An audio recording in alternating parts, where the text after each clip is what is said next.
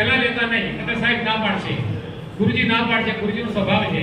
તો આદરણીય સંજયભાઈ અને જયંતિભાઈ સંધવારા ગુરુજીને સ્મૃતિ ચિહ્ન આપી એનું સન્માન કરશે.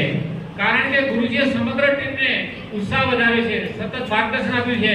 24 કલાક ખડે પગે આ કાર્યક્રમ હોય બંને કાર્યક્રમમાં આપણને પ્રેરણા, પ્રોત્સાહન, હૂંફ અને માર્ગદર્શન આપે છે. ભાઈ સંજયભાઈ અને જયંતિભાઈ સત્વરે પધારે. આવી વ્યક્તિઓ ઘણા ઓછામાં હજારોમાં કોઈ હોય છે. ચાલો તાળીઓના ગણકારથી વધાવીશું. અને આ સાથે સાથે તાળીઓ બંધ ન થવી જોઈએ. भारत माता की जय, भारत माता की जय.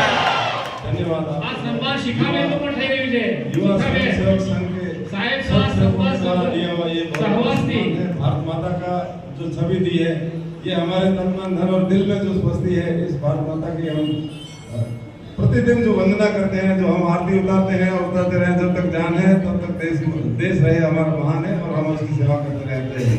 આ બંને માણસો